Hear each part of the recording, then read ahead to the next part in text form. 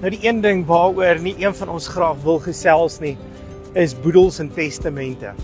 En tog is dit baie belangrik. En ons het met Andrei van Swemmer en Lewien gesels vandag om net 'n bietjie meer inligting te kry oor hoe dit werk en hoekom dit so belangrik is.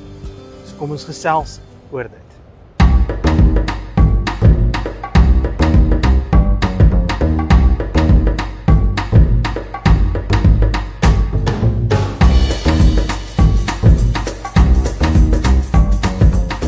Goeiemôre julle in en omers. Ons kuier lekker hier in Vredenburg nog steeds by Grace Eatery reg oor kan die Vredenburg Hoërskool en ek kuier vandag saam met Andrei.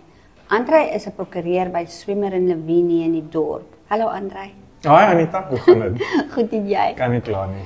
Baie dankie dat jy vir ons bietjie kom kuier het vandag en jy gaan vandag met ons kykers gesels oor iets wat baie probleme kan veroorsaak as dit nie reg hanteer word nie. Dit is so ja. Dit is natuurlik testamente en boedels. Maar eintlik meer boedelbeplanning en testament sodat wanneer jy afsterwe is die boedeladministrasie nie so groot kopseer nie. So ja, ek het nou al gesien dit kan baie rof raak as mense nie hulle testamente in plek het nie. So dit is regtig een van die belangrikste dinge wat jy in plek moet kry voordat jy afsterwe. Jy spesialiseer in boedels. Ja. Het dit al gebeur dat iemand by jou gekom het na afsterwe en die dokumentasie was gedoen, maar dit was nie reg nie? Ja. Dit is so, kyk ek het al testamente gekry. Ek dink nou aan so 8 jaar terug het ek 'n boedel gedoen in Pretoria waar dit moet eintlik baie eenvoudig wees. Boetie en sussie is die enigste erfgename, maar die testament was betwis want daar was 2 testamente op die einde van die dag. En die tannie is oorlede die aand wat sy die een testament met 'n duim, sy kon nie teken nie. Ja. En daai testament het net die een kind bevoordeel. So daar was 'n groot bekleierery, dit was toe hof toe gevat. Want baie mense verstaan nie dat die testament self, dit is reg, jy het nogal die vryheid van testasie, jy kan enigiets in 'n testament half sit. Ja. Maar die formaliteitsvereistes moet nagekom word vir daai dokument om geldig te wees. So wat nou daar gebeur het is 'n kommissaris het toe nou nie geteken en gestempel by die duimafdruk nie. Wat beteken op die einde van die dag was hulle Hooggeregshof toe en die hof het beslis dat daai testament is ongeldig. So dit het 'n jaar gevat om daai proses aan die gang te kry en af te handel voordat ons actually kon begin het met die boedel. So dit is die probleem, jy moet seker maak as jy 'n testament opstel dit gedoen word deur iemand wat weet wat hulle doen. Ja. Sodat jy seker maak die formaliteitsvereistes word wel nagekom. So nee, dit is baie belangrik. En op die einde van die dag as al daai papierwerk nie in orde is nie, dan is daar baie kostes aan verbonde. Ja.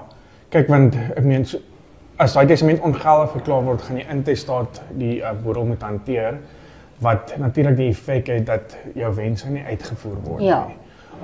So dit is tyd, kostes, dit is hofaansoeke om dalk daai testament geldig te wil verklaar. So daai dokument moet in orde wees sodat jy dadelik kan wegspring met die administrasie van die boedel self. Ja.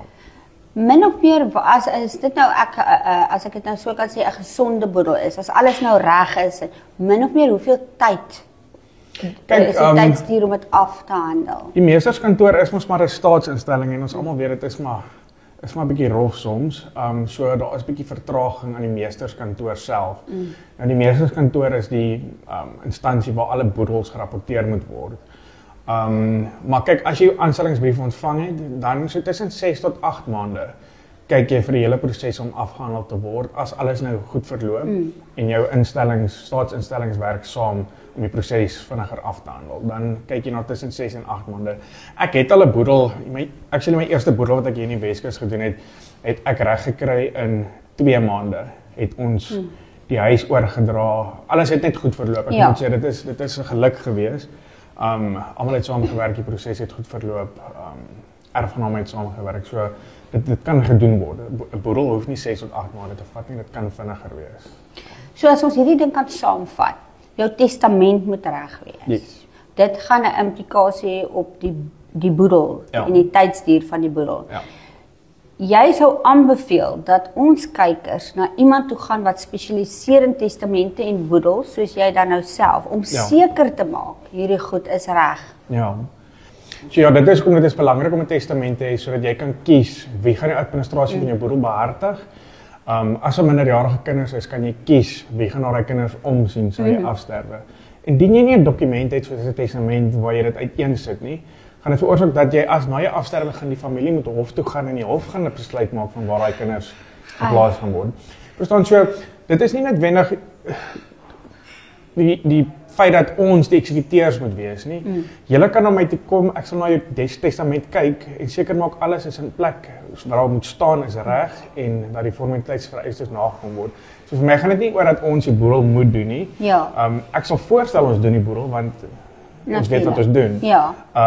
En ons het die regte kontakte in die Kaap om te help om die proses vir ons te bespoedig by die meesterskantoor. So, Ja. Maar nee, enigiemand is welkom, laat ek net die testament deurgaan en seker maak alles is wel in plek. Nou ja, al het jy dan nou 'n testament, wil jy hom nie maar net inbring dat iemand wat spesialiseer in boedels en testamente, soos Andrei dalk, net na jou goed kyk en seker maak jou papierwerk is in orde nie. Dit is 'n wen-wen situasie vir almal van ons. Andrei, maar dan is daar nog iets waarmee jy werk en dis egskeidings. Ja, kyk ons firma is nogal, ons is nou 107 hierdie jaar. So ons dek nogal 'n hele gedeelte van die Weskus. Ja, ek het kliënte in Dwarskuisbos, kliënte oral in die Weskus. So ons tak self in Saldanha hanteer basies die boedels, boedelbeplanning, trusts, trustwysigings, testamente. Dan het ons ook 'n litigasie kant van die firma wat basies egskeidings hanteer, skuldinvordering, al daai tipe van goedjies. Ja. Egskeiding is nie 'n goeie ding nie en ook nie 'n maklike ding nie. Nee, kyk, partykeer is dit 'n goeie ding. As jy nou kyk na van die kliënte wat by jou kom sit, dan besef jy dit is eintlik dalk nodig dat hulle nou maar eerder hulle paai skei, jy weet. Maar dit is nie 'n lekker ding nie, dit is 'n emosionele proses vir almal wat betrokke is. Maar dis hoekom ons daar is om half die proses te vergemaklik. En kyk, as die partye saam besluit hulle wil skei en daar's nie enige bekleierery of so nie, kan ek daai proses hanteer namens hulle albei. So dit spaar kostes want nou elke een hulle eie probeer te kry en ons beklei nou te mekaar nie. As hulle saam wil besluit dit is hulle tyd om hulle paai te skei, dan help ek albei partye en mense hanteer die proses goedkoper. So jy is ook dan partykeer maar 'n buffer tussen die partye. Ja. Die prokureurs neem dan oor en hulle onderhandel namens die kliënt. Ja, dit is so. Ja. Dit is eintlik maar makliker want jy kry jou voorstel van jou kliënt en jy gaan na die ander prokureur toe om daai voorstel voor te lê en negotiate dan die proses van daar af. Ja. Wat sal jy sê is ons persentasie van egskeidings besig om te klim hier in ons omgewing? Ek sou sê redelik eintlik. Ongelukkig het ek definitief 'n toename gesien in egskeidings van jonger mense. Maar ook bygesê daar is 'n toename ook in troues. Ons doen ook HVK's, wat dokument wat jy moet opstel voordat jy trou. So dit balanseer eintlik mekaar mooi want daar is 'n toename in egskeidings, maar daar's ook 'n toename in troues. So daar is eintlik maar 'n goeie balans op hierdie stadium, sou ek sê. Baie dankie Andrei. Dankie Anita. Dit was lekker om met jou te gesels. Dankie vir jou. Nou ja, julle het uit hierdie onderhoud vanoggend baie mooi kon ons nou sien dat ons moet professionele mense kry om ons met hierdie goed te help. Ons kan nie net op 'n stukkie papier 'n testament gaan skryf en hoop dit gaan goed afwerk nie. Ons kan ook nie egskeidings net laat kom en gaan nie. Ons het professionele mense nodig wat ons help in hierdie saak. En dit is mense soos Andrei by Swemmer en Levine, wat dan jy's in Saldanha. Ja, maar jy het ander kantore. Ons het ander kantore, maar ek meen soos ek sê, ek ry na my kliënte toe oral in die Weskus. Dit is glad nie 'n probleem nie. Nou ja, daar het julle dit. Ons prokureurs ry deesdae agter ons aan. Dit is baie gemaklik. Dankie Andrei. Dankie Anita. Mooi loop en sterkte vir al jou goed wat jy doen hierdie. Baie dankie, ek waardeer. Mooi loop julle.